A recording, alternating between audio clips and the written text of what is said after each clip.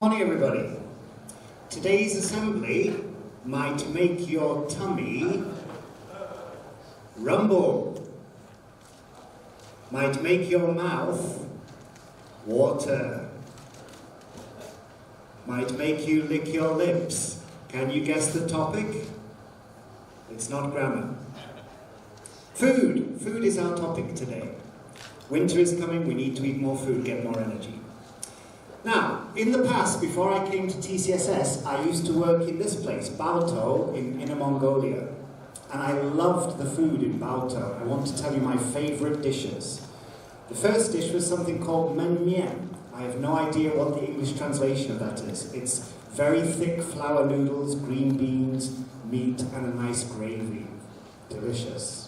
I also like roasted meat or barbecued meat, and the reason I liked this in Baotou was because they covered it in a kind of spice called zihan.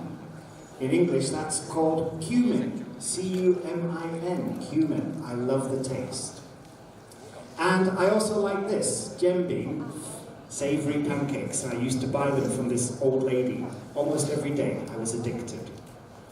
Now, in Chinese, you have some beautifully poetic names for some of your food, and I love the descriptions of some Chinese dishes. For example, lion's head. Who would want to eat a lion's head? Shizitou. Okay, they are actually meat dumplings. Meatballs. And who would want to eat a pockmarked old woman? Pockmarked means lots of spots on your face. But I love mapo tofu. And stinky tofu. Stinky is a negative word in English. It means bad smell. But stinky tofu is quite delicious. And who would want to eat a 1,000-year-old egg? Okay, you think after 1,000 years the egg will be bad. But actually, pidan is a 1,000-year-old egg. And it's quite delicious. We sometimes call it a century egg or a preserved egg. Mooncakes. Before I came to China, I had no idea what a mooncake was. I thought of the moon, I thought of something round, but actually it's this.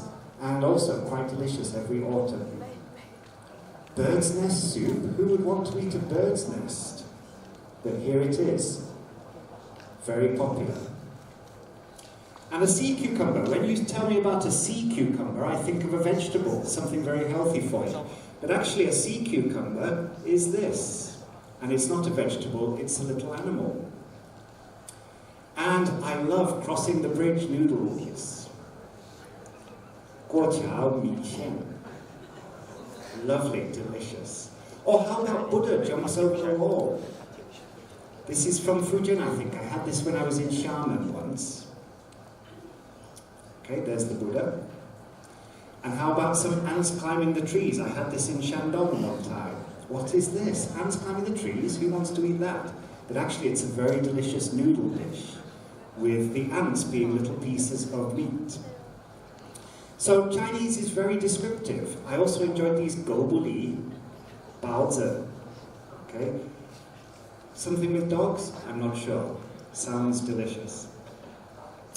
Now, when I was in China, sometimes I went to a restaurant and they have the Chinese menu and they had an English translation. And this taught me that you should not translate something you don't understand or into a language you don't understand, just using a dictionary. And I'll give you some funny examples that I've come across. Here at this restaurant, you can eat delicious roasted husband. I think that's because of the Chinese word fu. Here's roasted husband again. Sashi roasted husband, kao fu. Husband and wife, lung slice, part of your lung. My goodness, that sounds appetizing. And let's hang small children. Okay, I think that's to do with Hangzhou, the place, but they translated it wrongly. We have stupid bean sprouts, ben doya. And confused pizzas. Okay, these pizzas don't know if they're pizzas or not. They're having a crisis. And here, stir-fried Wikipedia. Okay, I don't think we can eat something that's on the internet. And this was one of my favorites, our sweet ass. Now, as is a translation of the last word, lu, I think that is, which means donkey meat. But they've used as, which has a double meaning. I think you know the meaning. It means your bottom. Okay, so our sweet ass. And for this, you can order the drink, whatever. I think it means assorted fruit juices, but whatever. So, this shows you the perils of translation when you don't really understand the language or what you're doing. Now, in English, we also have some dishes that are very poetic and have names which don't really relate to what you're eating. So if you come to my country and somebody says to you, would you like a toad in the hole? This is a toad and this is a hole. You think, what on earth is that? No, I don't want that. But actually, this is the food. It's sausages in a kind of pudding, in a kind of Yorkshire pudding. It's very delicious, but it's called toad in the hole. Would you like some pigs in blankets? Blankets is what you use at night to keep you warm in this cold weather. This is what pigs in blankets means. What could it be to eat? Actually, it's little sausages wrapped in bacon. Very delicious, eaten mostly at Christmas. Bubble and squeak. Would you like some bubble and squeak? What could that be? Bubble. Squeak, squeak, squeak, squeak, squeak. What could the food be? It's actually this. It's fried vegetables. It's fried cabbage, potatoes, and onions. And it makes a kind of squeaking noise when you fry it. That's why it's called bubble and squeak. Eton Mess. Would you like some Eton Mess? Eton is a famous private boys' school in my country. Mess means very untidy. What's an Eton Mess? Would you like some? It's actually a pudding. It's made of cream and strawberries and raspberries. It's very tasty. Spotted Dick. Now, Mr. Van Beek was laughing very loudly just then. Why was he laughing? Spotted, you can see spots on the dog. Dick can be a boy's name. It can also be the name of boys' private parts. So, whenever you serve this food in schools, all the school children go, Spotted Dick.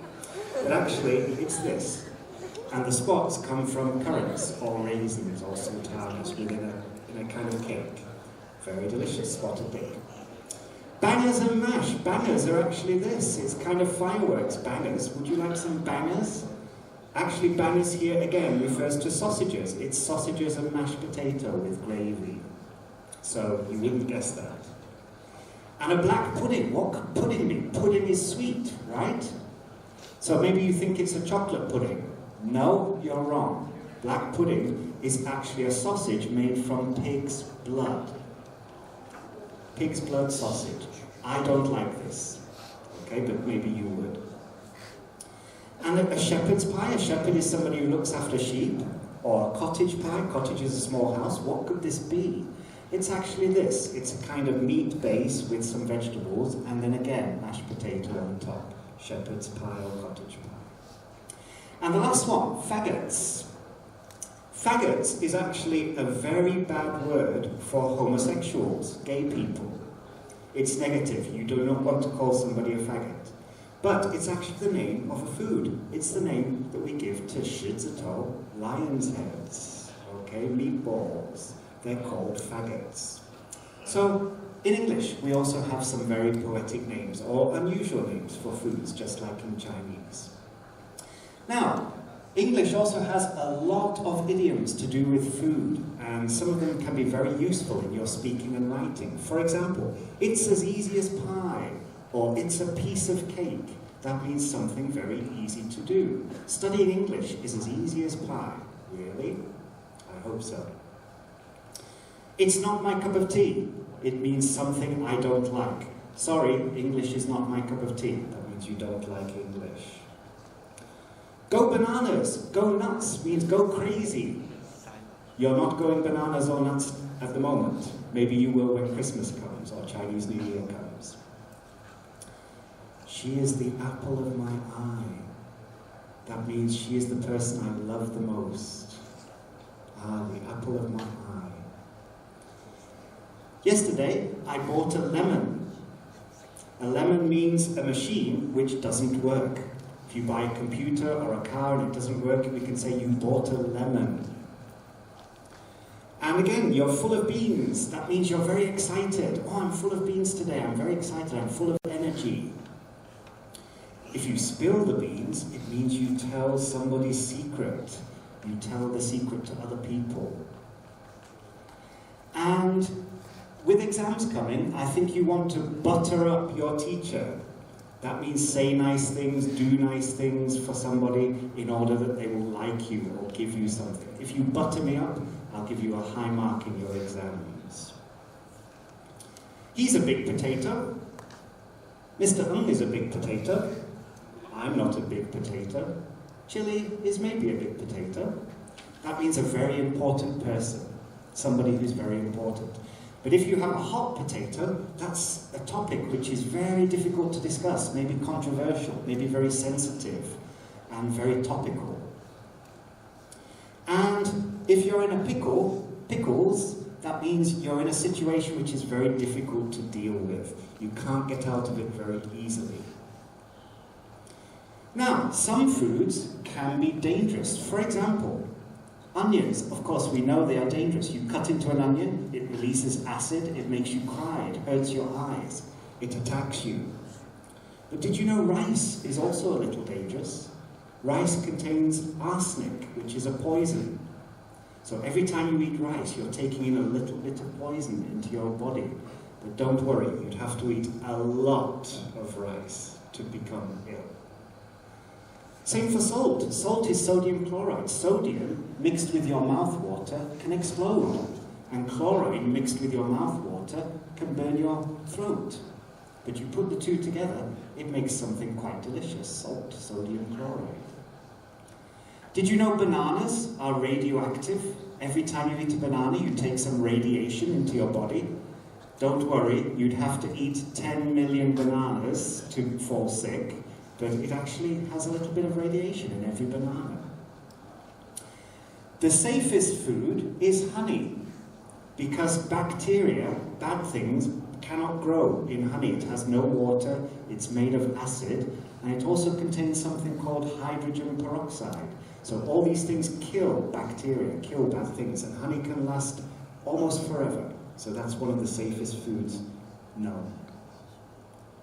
Now, I've talked about foods being dangerous. Foods can also help you as first aid if you have trouble. For example, if you hurt your knee, or hurt your arm, or graze your body, what can you do to feel better? You can use chili peppers. Rub chili on the injury, and you will feel a lot better very quickly. If you have some bugs, for example a cold bug or a flu bug, you can stop this with garlic. And garlic is also good for stopping another thing, which is vampires. Okay, so it's good for vampires and bugs. If you have a sore earache, you can't hear very well, what can you use? What food can you use to help you? Olive oil is very good. Just put a couple of drops of olive oil in your ear and you'll feel better very quickly.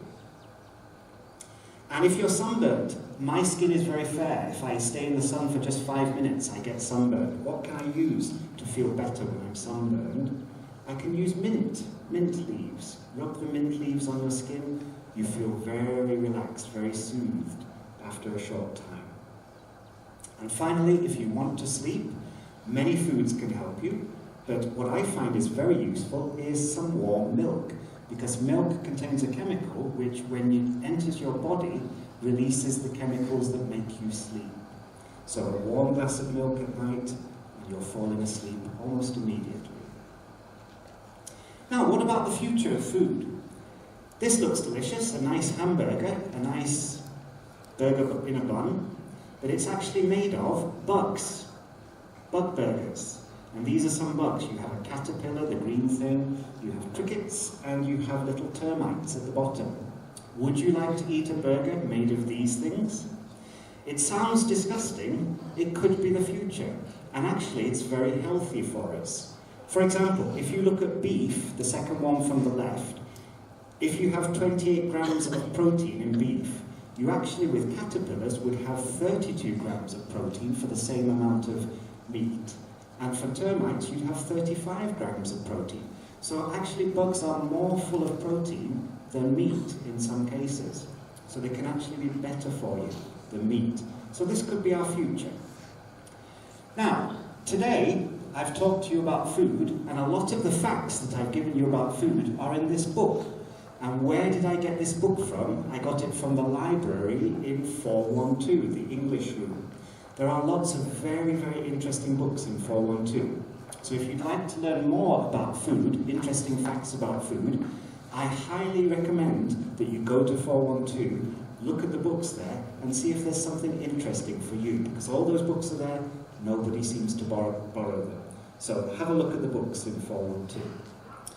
Now, I said I wanted your tummy to rumble and your mouth to water, and I don't think talking about bugs will do that. So let's go back to something more delicious. Christmas is coming, and today is my last assembly before Christmas. So I want to wish you all a Merry Christmas and hope you have lots of good food during the Christmas time.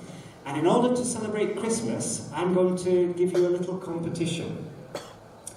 What are these? This is a famous Christmas food.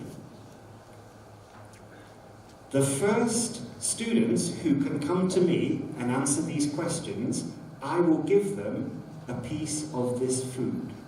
I have 6 pieces of this food, and I will give them to the first students who come and answer these questions. Question 1, what is the traditional Christmas food above? You have to tell me its name. Name one other English dish mentioned today. I've talked about many English dishes. Can you name one? Tell me one English food idiom that I used today. And finally, what is zhiyan in English? Were you listening? If you can tell me the answers to these questions, I will give you a piece of this food for you to taste and celebrate Christmas with. Okay, let's see who's lucky. Thank you very much.